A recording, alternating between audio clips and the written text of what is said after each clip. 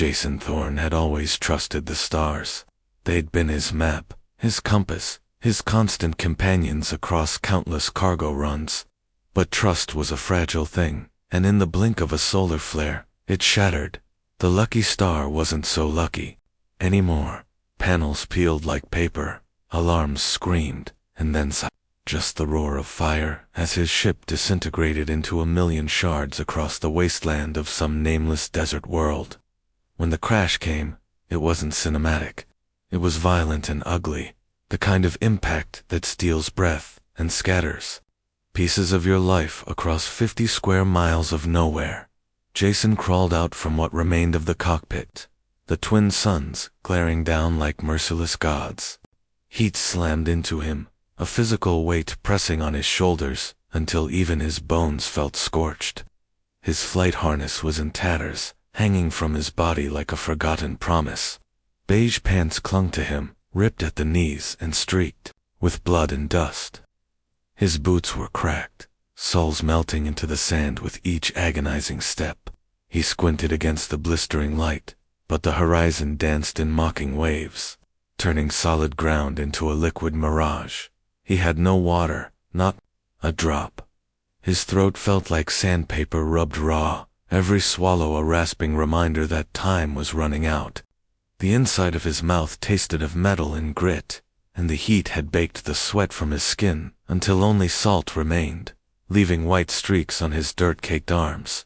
His beard, usually trimmed to military neatness, was now a wild, tangled mass. Every gust of dry wind tangled more grit in it, each grain a cruel thorn scratching his face. The desert stretched forever. Endless dunes of rust-colored sand rolled beneath the blazing twin suns, a hellscape with no mercy. He staggered forward, driven by instinct more than hope, every muscle screaming for relief.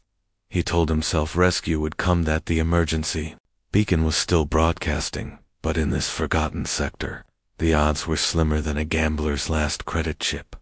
Jason laughed once, a cracked sound that broke like glass in his throat. Some lucky star, he muttered hoarsely, voice a ghost of itself. Hell of a joke. The landscape swam before his eyes. He wasn't sure anymore what was real and what was just heat playing tricks. Once, he thought he saw water, a shimmering pool glinting in the distance. He ran toward it, his heart pounding with desperate hope, only to fall face first into sand that burned like fire. His vision fractured into shards of color. Sky dunes, nothing else, no salvation. His legs gave out. His body hit the ground hard, sending a puff of scorched dust into the searing air. The heat clawed at him like a living thing, wrapping him in an embrace he couldn't fight. He lay there, cheek pressed against the grit, every breath a battle. Consciousness fluttered like a dying flame. That was when he felt it, a vibration, subtle at first, then stronger, thump, thump, thump, rhythmic, heavy, the kind of sound that made the sand tremble beneath his skin. His hazy mind conjured monsters, massive scaled beasts with jaws wide enough to swallow a man whole. Maybe this planet wasn't as empty as it looked. Maybe he'd just been the unlucky fool to find out. The footsteps grew louder, closer. The air seemed to pulse with their weight, a slow, inevitable drumbeat that matched the failing rhythm of his heart. Jason forced his head up, just enough to see the sunlit horizon blur into a darker shape. Something was coming. Big, too big to be human. His body wanted to panic, to crawl away, but there was nothing left in him to give. He let his head fall, back with a dry laugh that rasped like broken glass. Well, he croaked, his lips splitting as he spoke. If I'm gonna be lunch, hope I'm at least well done. The sky darkened as a shadow fell across him, blotting out the suns. Coolness swept over his burning skin, a cruel mercy. He tried to focus, tried to make sense of the colossal form towering above him. For a heartbeat, his failing brain refused to process it. Not a beast, not exactly. Humanoid, yes, but impossibly tall. 12 feet, maybe more. A silhouette of sleek power and impossible grace, framed by a cascade of green hair that shimmered like molten emerald under the dying light. The figure crouched, and Jason's vision sharpened for one last, fleeting moment. A face, striking alien beauty carved from jade, with cheekbones like polished stone, and eyes that gleamed gold, bright as molten suns. Her lips curved at not quite a smile, not quite a snarl, when she opened her mouth, he saw teeth, sharp, predatory. "Hell," he whispered, the sound barely more than air. A hand the size of a shield reached for him, fingers tipped with claws that caught the sunlight.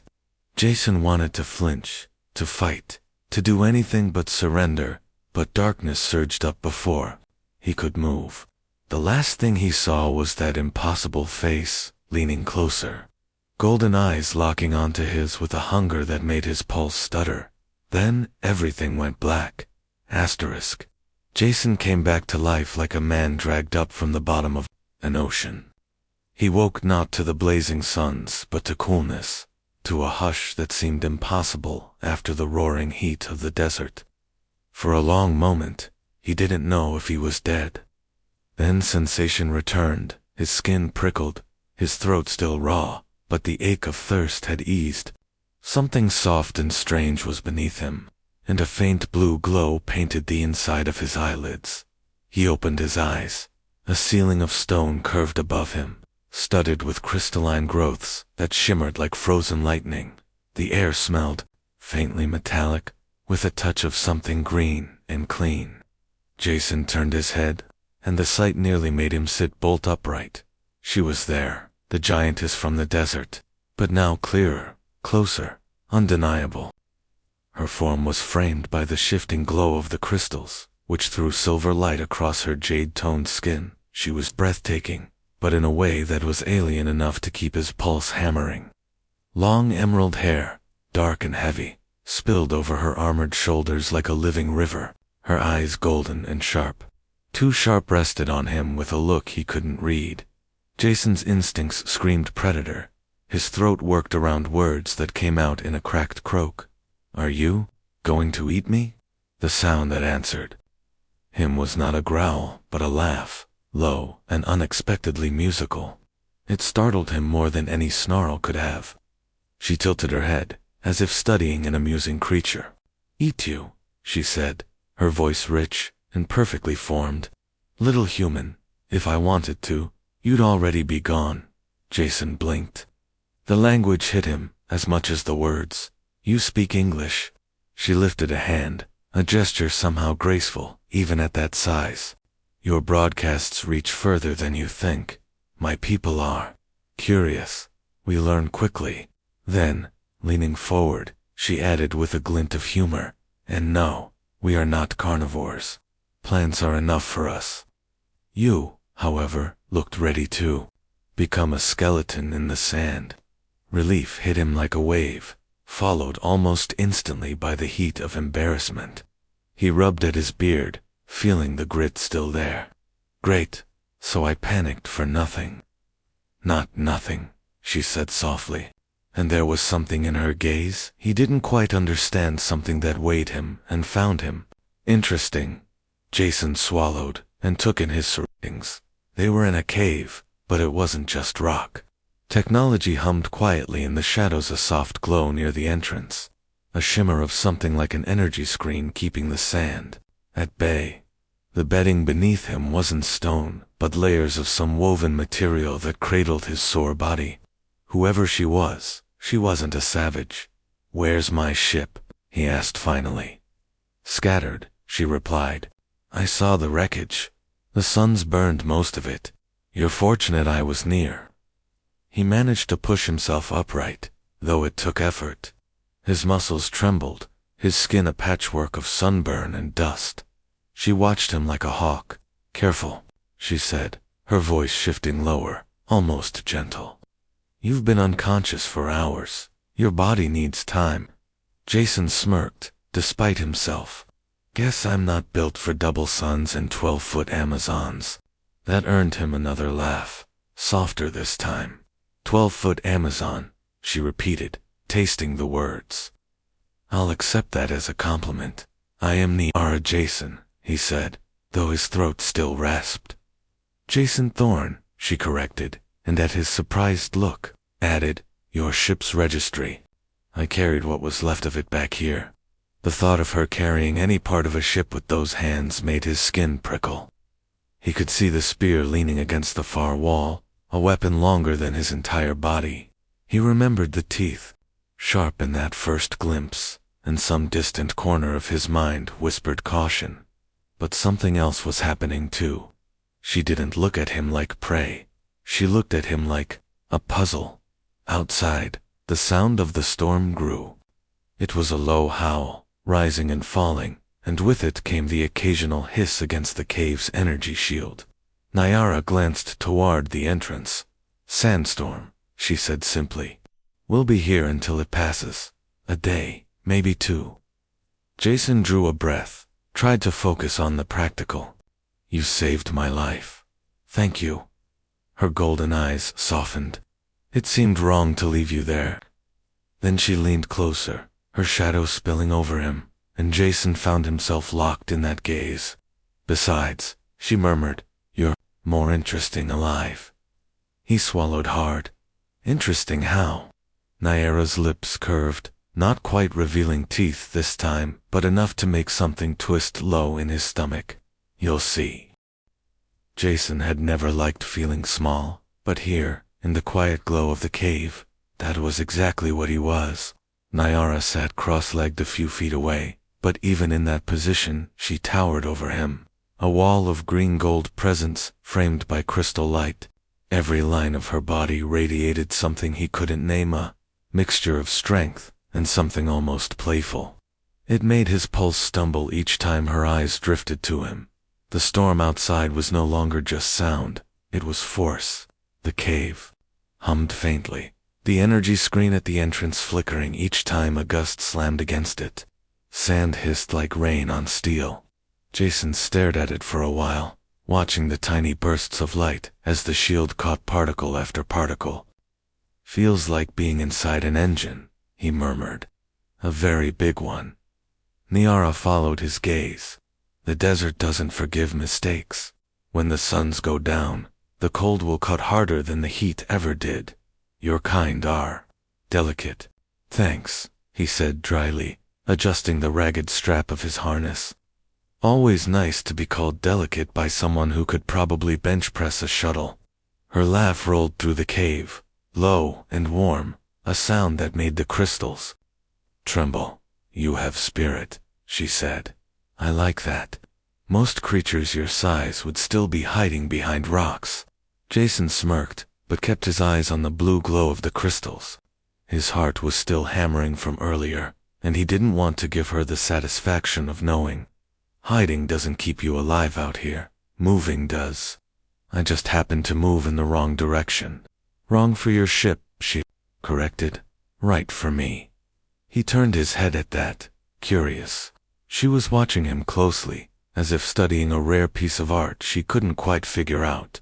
Her spear leaned against the wall, but she didn't look like a warrior now. She looked like someone deciding whether to laugh or tell a secret. The silence stretched, broken only by the muted howl of wind.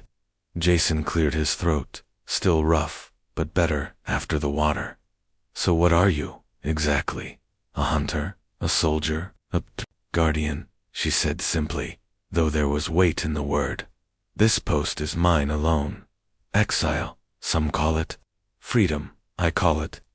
The word exile hung between them. Jason caught the flicker of something bitterness. Maybe sadness, but it was gone before he could place it. He shifted, trying to ease the ache in his muscles. That's a lot of space to be alone in. I chose it, she replied.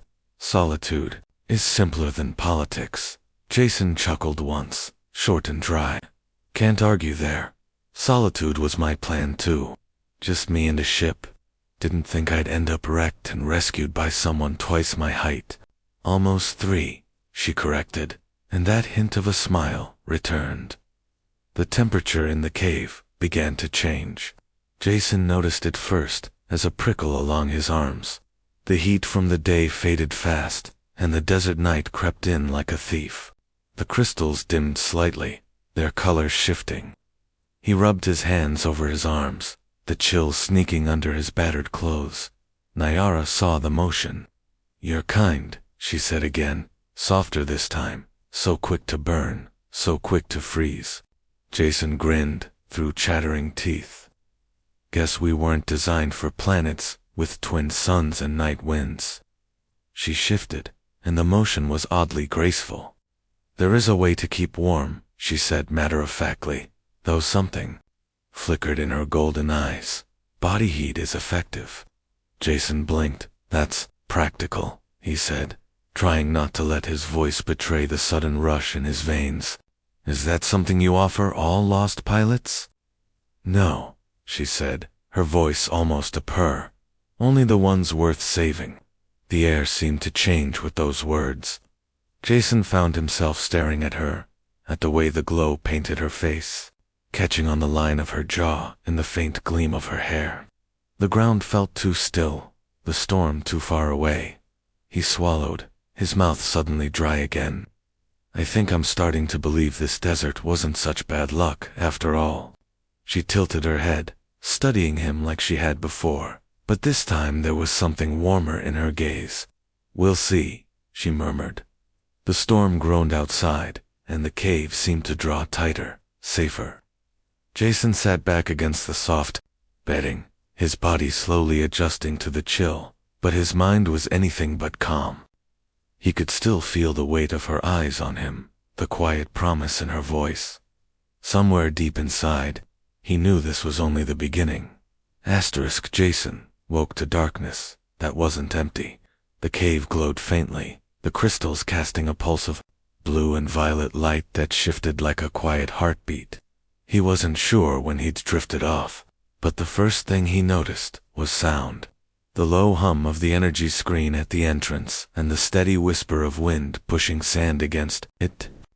The storm hadn't ended. If anything, it had grown worse. He pushed himself upright, joints stiff, and saw her.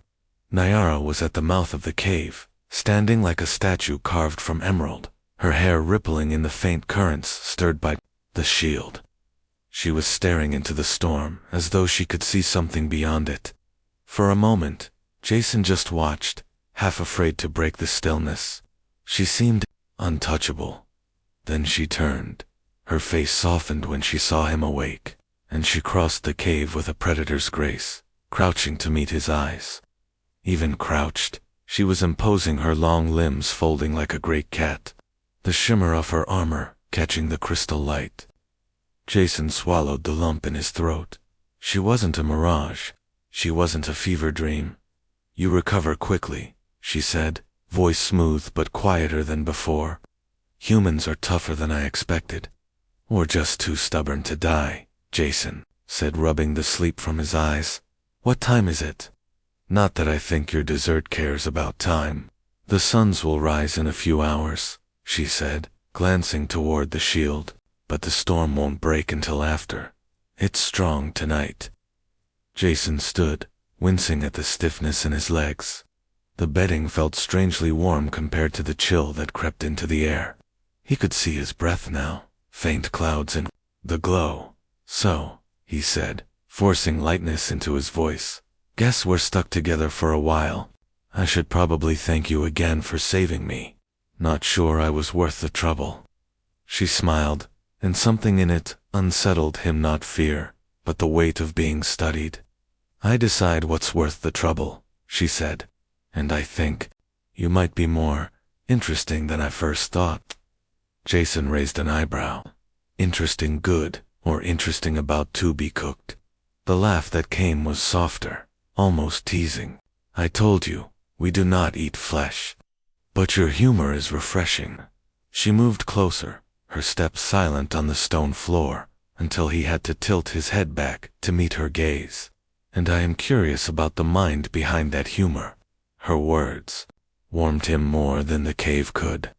But there was something else in her tone, a strain, barely audible.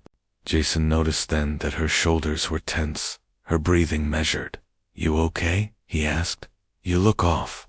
She hesitated, then sat down with surprising heaviness, the spear beside her. The storm is interfering with the minerals. Here, our physiology is tuned to balance. These fluctuations disrupt that balance. I'm colder than I should be. Jason frowned. Colder. He reached out without thinking, his fingers brushing the back of her hand. The surface was too cool for someone who looked so strong. She didn't move away. Instead, she watched him, eyes narrowing slightly. You feel that? She asked. Yeah, you're like stone. Should you be? I will adapt. She cut in, but the confidence was forced. But warmth would help. Jason's chest tightened. Body heat, he said quietly, remembering her earlier comment. She tilted her head, studying him again, and this time there was no teasing curve to her lips, just something steadier, quieter. Yes, body heat. Jason forced a crooked grin. Not sure I'm built for warming up a 12-foot woman, but I can try.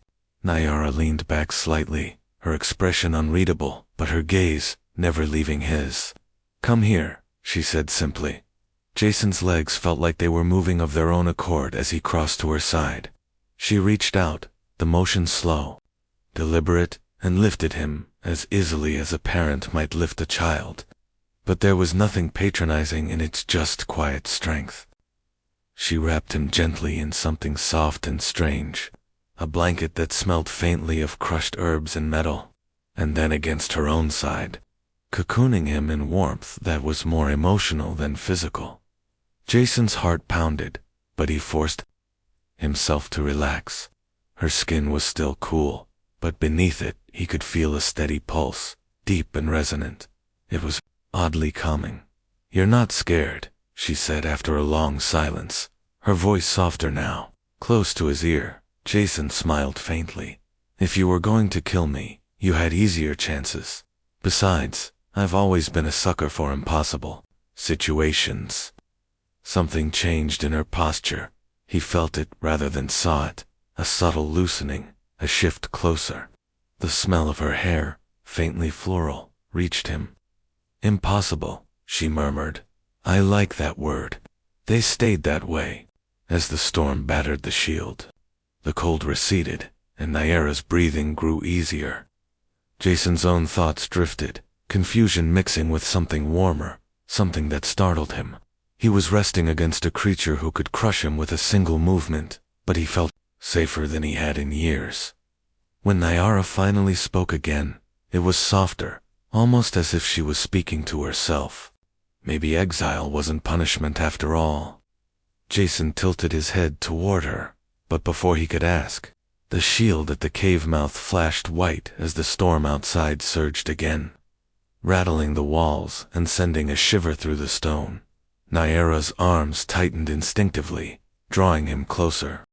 For the first time since the crash, Jason didn't think about dying. He thought about what might happen when the storm passed, and why the idea of leaving suddenly seemed less certain. Jason woke to a silence that was somehow louder than the storm. The howl outside had faded, replaced by an expectant hush, like the world was holding its breath. The crystal lights inside the cave had dimmed to a soft glow, and Niara was no longer where she had been. For a split-second panic flared until he heard the scrape of stone and turned his head. She was crouched near the entrance, her tall frame outlined by a faint shimmer from the energy screen. Outside, the first pale fingers of sunrise were painting the dunes in gold and red. She looked different in that light, less untouchable, more real. The strength was still there, the proud line of her shoulders. But something about her profile suggested thoughtfulness, even worry. Jason pushed himself to his feet, rubbing sleep from his eyes. You always start the morning looking like a goddess, or is that just today? Niara glanced over her shoulder, and that smile returned, the one that could melt steel if it wanted to. Flattery, already. Humans do wake up with strange instincts. Jason grinned, but it faded when he noticed the tension in her posture. What's wrong? She straightened slowly, her gaze fixed on something beyond the dunes. Something's coming, she said. something I didn't expect for weeks. A chill that had nothing to do with temperature slid down Jason's spine. Define something. Supply ship, she said simply. Valorian, my people. Jason's throat went dry. He didn't know much about the Valorians, but he knew enough to understand this wasn't a casual visit. And that's bad, because Niara turned to him fully now, and for the first time since he'd met her, there was a shadow of hesitation in her eyes. Because I wasn't supposed to be found, and because you weren't supposed to exist here. Jason blinked, trying to process that. Wait, your people don't know They know, she said, cutting him off. They exiled me. They decided I wasn't fit to follow their rules. I chose to be here, far from their councils and arranged unions. But finding you, she stopped, something fierce in her expression. They will not understand. Jason tried to laugh, but it came out thin. So what you're saying is, giant alien society, not big fans of surprise guests. Niara stepped closer, crouching until her eyes met his. Jason Thorne, they won't see you the way I do. They will see a trespasser, maybe worse. They may demand answers I have no intention of giving. He swallowed, but something stubborn rose up inside him. So what do we do? Her gaze softened, and for a heartbeat, the tension broke. She reached out, one massive finger tracing lightly along his arm, and despite the coolness of her touch, his skin burned where she touched. We decide what story to tell them, she said quietly. Jason's pulse jumped. Our story. Her lips curved. I will call you my chosen, my mate. They cannot challenge that without dishonor. It will protect you, at least for now. Jason stared at her, stunned. Mate? You realize that word? Yes, she said, voice calm, but carrying something deeper. Do you object? Object? He couldn't. Not when she was looking at him like that. Golden eyes, steady, fierce, and proud, as though daring the universe to say no.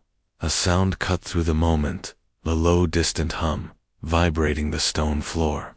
Jason turned toward the cave mouth, and there it was, a sliver of metal breaking the horizon, growing larger with each passing second. The supply ship Niara rose to her full height, towering and magnificent. Every line of her body suddenly sharpened with purpose. She picked up her spear and slung it across her back, then turned to Jason. Stay close to me. No fear. Jason managed a smirk, though his pulse was racing. Easy for you to say. You look like you could take on an army. I'm just the fun-sized sidekick. Niara's smile was quick and bright. You're more than that. Remember, you're mine now. The ship descended with a roar, its shadow sweeping across the dunes. Dust swirled, and Jason felt the heat of the engines, even through the cave's shield. His heart pounded, but when Niara's hand, large, steady, rested briefly on his shoulder, some of the fear eased. They stood together at the cave mouth, a strange pair facing the morning. And as the Valorian craft settled on the desert floor, Jason couldn't help thinking that whatever came next, the desert had already given him something worth fighting for. The ground shivered beneath their feet as the Valorian ship landed. A perfect wedge of silver cutting through the desert dawn. Dust swirled around it in golden clouds, engines humming like something alive. Jason stood shoulder to shoulder with Niara, his stomach a knot of nerves he refused to show. She looked unshaken, every inch the guardian she claimed to be, tall and proud, a spear across her back, and an expression carved from stone. The ramp dropped with a hiss. 3 figures emerged, their silhouettes broad and towering, armor catching the sunlight like mirrors. They were as tall as Niara, green-skinned and unmistakably of her kind. But older one of them carried himself with the easy authority of command. Jason's first thought was how they moved, quiet, deliberate, the way predators walk when they know nothing can stop them. Guardian, Niara, the lead one said, his voice deep enough to make the cave walls hum. You were not expected. Niara didn't flinch. Neither were you, Commander Thorian, You are weeks early. The commander's golden eyes flicked to Jason, narrowing slightly. And I see you have company. Jason swallowed hard but managed a crooked smile. Morning. Welcome to the neighborhood. Something like surprise crossed the commander's face. Behind him, one of the officers made a small sound, half cough, half laugh. But Thorian's gaze never left Jason. Human, he said at last. Interesting. My chosen mate, Niara said, calm but unmistakably firm. Her hand came to rest on Jason's shoulder, protective. I trust that will not be a problem. The pause was long enough for Jason to feel the weight of it pressing on his chest. Then Thorian's mouth twitched, not quite a smile. I suppose exile suits you. Always the one to defy expectations. Niara's jaw tightened. Exile was your council's choice, not mine. And since you've arrived early, I assume there is something urgent. Thorian hesitated, then nodded once. There is. But first, we need to speak privately. There are unusual readings from this area, and from you. Jason didn't like the sound of that. Readings. The commander's eyes softened, just slightly. Nothing harmful, but something rare. You will both want to hear it. They moved inside the cave. The officers hung back, though Jason could feel their curiosity like a weight on his skin.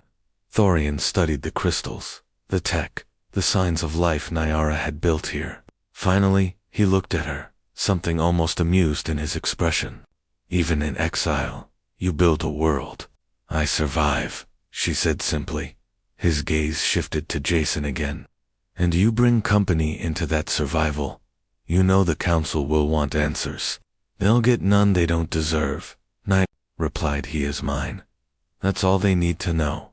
Jason opened his mouth, closed it. Part of him wanted to make a joke to ease the tension, but another part knew this wasn't the time. Instead, he watched the silent exchange between the two Valorians, and realized there was history here. Old and complicated. Finally, Thorian sighed, the sound heavy. There's no easy way to say this. Our medical scans detected something when we entered orbit. Something you might not expect. Niara's expression shifted, a flicker of uncertainty breaking through her calm. What are you saying? You've been alone here for many cycles, Thorian said gently. But you are not alone anymore. Our scans confirm a merging but undeniable. Jason blinked. Merging? Wait, what does that mean? Thorian looked directly at him. It means your union is not just unusual, it is productive. The readings show early gestation. The words hung in the cave like a dropped stone. Niara's eyes widened, and for the first time Jason saw her look truly stunned. She turned to him slowly, her hand tightening on his shoulder. Child, Thorian continued, softer now. Yours. Both of yours. Jason couldn't breathe for a moment. The world tilted, the cave shrinking around him. A baby. That's even possible. With your species' adaptability and Niara's lineage. Apparently so, Thorian said. It seems the desert had more surprises than we knew. Niara's expression shifted, the shock fading into something fierce and radiant.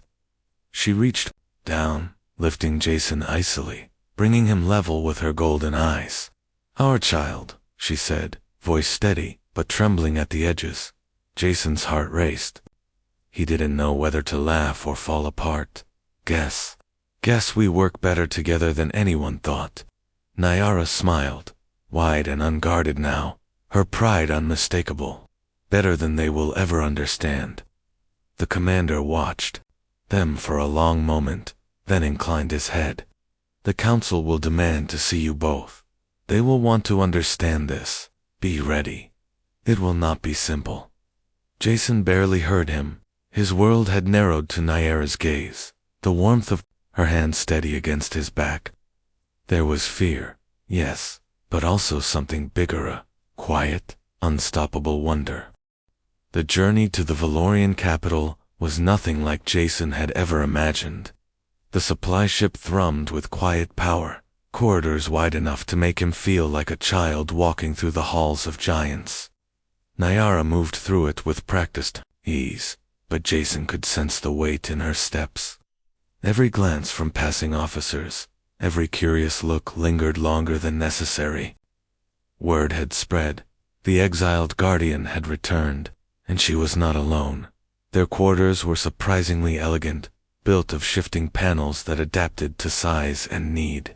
When Jason first stepped inside, the walls seemed to ripple, lowering parts of the furniture to meet his scale, while Niara's side retained its towering grace. It was thoughtful, but Jason couldn't shake the unease. They weren't just returning as travelers. They were returning as a spectacle. Niara tried to hide her worry, but Jason had learned her tells. The slight tightening around her eyes, the way her fingers drummed against her thigh when she thought he wasn't watching. That night, as they rested in the strange comfort of their suite, he reached for her hand, a hand that could easily engulf his hand, held it. They can stare all they want, he said softly. Doesn't change what's real. She looked down at him, a mix of pride and affection in her golden eyes. They will try to test us, question us, perhaps even separate us. Then we'll give them answers they can't ignore, Jason said. I didn't survive a crash, a desert, and a sandstorm just to lose you to politics. Niara smiled. At that, the edge of tension easing. You always speak like your size is irrelevant. That's because it is, he said, leaning back and grinning. I'm a lot taller on the inside. The next morning, they were summoned to the council chamber. The capital itself was breathtaking, spires of crystalline stone rising like frozen lightning. Bridges of living light, streets alive with color and sound. Jason tried not to stare, but even he couldn't hide his awe.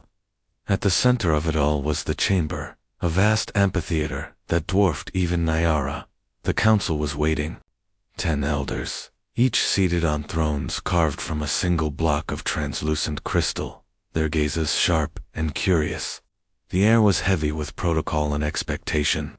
Commander Thorian stood at their side, arms crossed, watching silently, led Jason to a platform designed to elevate him, placing them nearly at the same level. She stood tall, spear across her back, chin lifted in defiance. Jason stood at her side, his palms damp but his face steady. The lead elder spoke first. Niara, daughter of Liara, you return unbidden, bearing with you a stranger and a claim no record holds. Explain yourself. Niara's voice rang clear across the chamber. I found him broken in the desert, near death. I saved him. We survived together. He is my chosen. A ripple moved through the council, a mix of surprise and disapproval. Chosen, among your people. This word carries weight. Are you prepared to stand by it?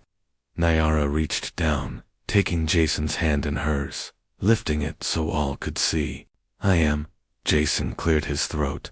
His voice felt small in the vast space, but he forced it steady. I didn't plan this. I thought she was going to eat me, he said, earning a flicker of laughter from some younger council members. Instead, she saved me. And somehow, in the middle of nowhere, we found something worth keeping. That's all there is to explain. Another elder leaned forward, eyes like polished amber. We have records of emerging. A child. Do you confirm? This. Niara's grip on Jason's hand tightened. We do.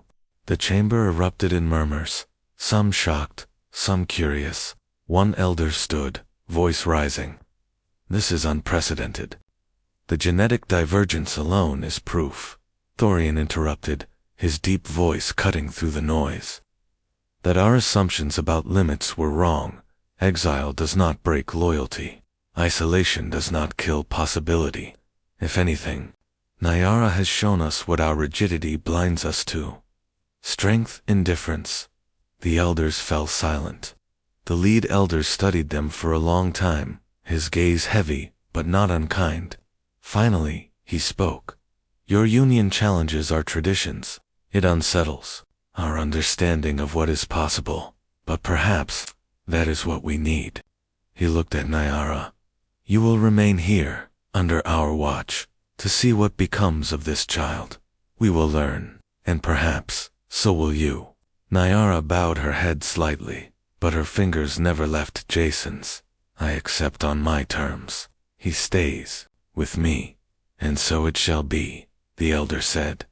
Outside the chamber, the noise of the city seemed brighter, the air lighter. Jason let out a breath he didn't know he was holding. Niara looked down at him, her expression softening. You faced them without fear, she said. Terrified, Jason admitted with a grin. But you were there, made it easier to fake it.